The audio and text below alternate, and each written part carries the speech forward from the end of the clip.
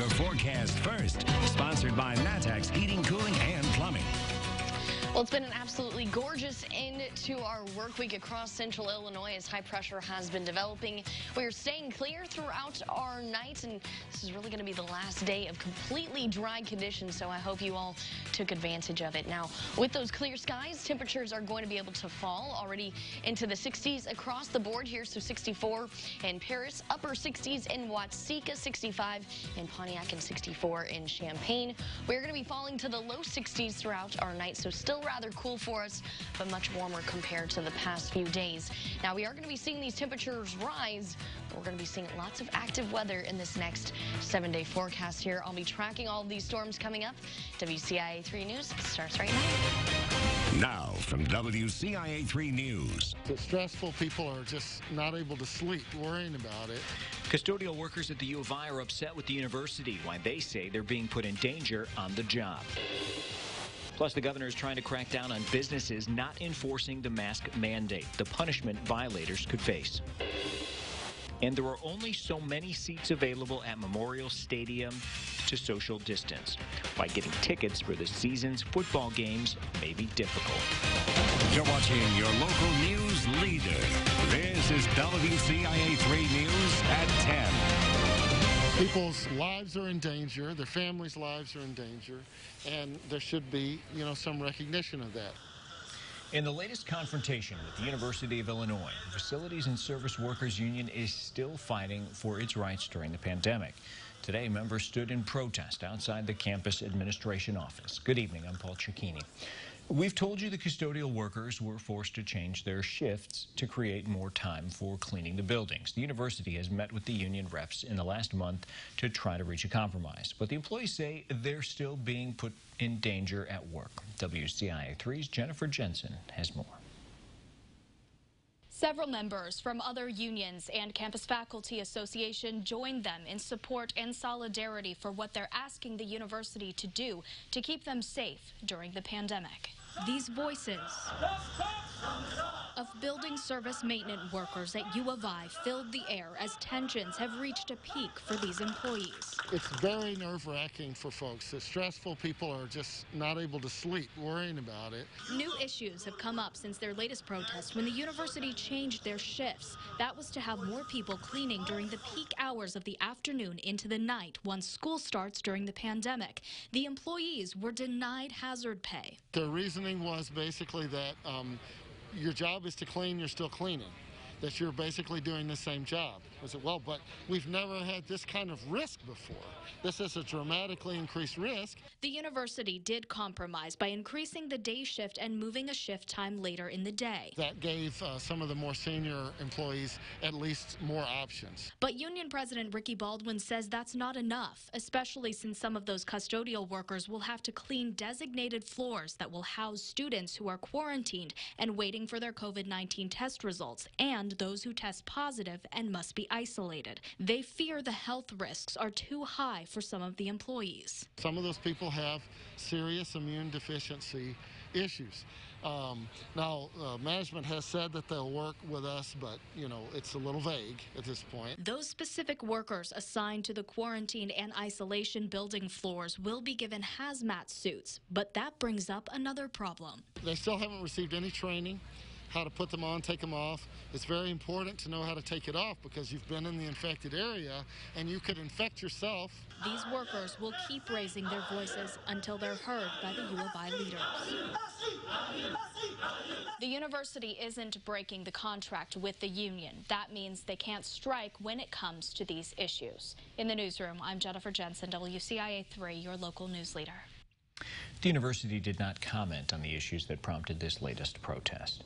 New rules are coming from the governor to enforce the state's mask mandate. The governor wants to make sure all businesses, like restaurants and stores, are requiring masks. This comes after a spike in COVID cases. After 2 warnings, county public health officials will be able to issue a fine to a business if they refuse to require masks.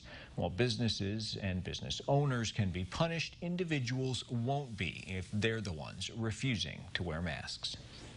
I do not want for police to be arresting people or penalizing individuals. On the other hand, I've asked local authorities, including police, including local health authorities, to remind people as frequently as they possibly can that they need to follow this mask mandate. The decision to go after businesses and not individuals didn't make everyone happy. The Illinois Retailers Association called the new guidelines, quote, a slap in the face to business owners who could fall victim to the actions of customers. Public health leaders in central Illinois are trying to figure out how to handle that enforcement. While business owners we spoke with say they support it, they also said they aren't afraid of penalties because they're already following rules. But some say the ones who aren't should face consequences. I think it's unfortunate, but I think it's a necessity. It's too bad that we're getting to that point, but there has to be some kind of enforcement, and I don't think it's up to law enforcement for them to do. I think they're overworked at this point. It needs to be done. Until these new emergency rules take effect, public health leaders we spoke to say they can only penalize restaurants and bars for non-compliance. That's because those businesses get their licenses through public health.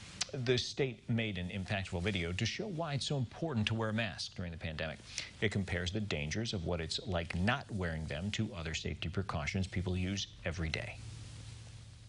Not wearing a mask in public is like not wearing a seatbelt because no one else is. Or not wearing a life jacket because it's uncomfortable.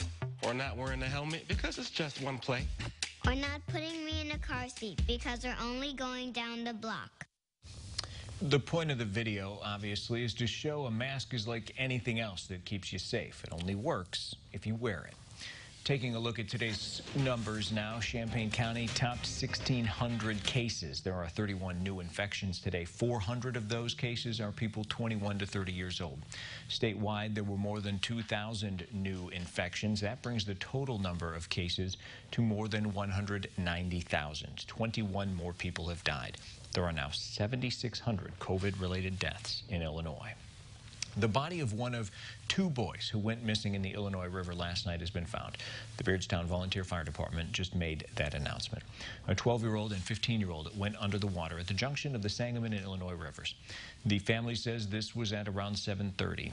Beardstown Police and Fire, the state police, and crews from surrounding counties helped in that search. The family says the kids hadn't gone swimming there before. More help, and there needed to be an awareness for the drop-offs around here because there's so many people that are hurt around here that aren't even aware of what's underneath these waters because the barges pass through here, and it can happen to any one of these kids, and they don't even know what's out there whenever they go out there. While search efforts continue for that second boy, they did stop operations at nightfall. They will continue again tomorrow morning. Here's a follow-up now. Champaign police made a second arrest in a shooting death. London Taylor is charged with the first-degree murder of 25-year-old James Coleman. On May 21st, police were called to the Gramercy Park Apartments in West Champaign. They found Coleman with several gunshot wounds. He died at the scene. Keith Baker was arrested later that week when he surrendered to police. Champaign police also need help finding a missing man. They're searching for 58-year-old John Parks. He's 5'8", weighs 150 pounds. He has blue eyes. He also has a tattoo on his right shoulder. Anyone with information is asked to call Champaign Police. We have new information tonight. Rogue Barber Company has closed its location in Champaign. The landlord for the building says owner Michael Long turned in his keys yesterday.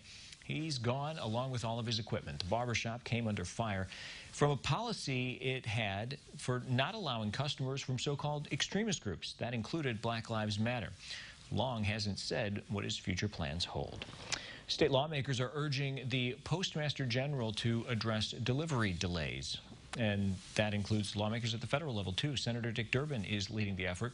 Lawmakers want the postmaster to correct recent operational changes. That includes the elimination of overtime, a reduction in mail sorting and processing hours. They say this has led to significant delivery delays and could prevent people from receiving life-changing medications in a timely manner. Lawmakers are also concerned the changes will impact the delivery of mail-in ballots during the November election. One festival isn't giving up this year. How you can still participate in a different way. Plus, it's not always easy to make the financial jump from community college to a university. How two professors are trying to help. And there's no guarantee Illinois football will play this season. Our coaches say there is still excitement in the air.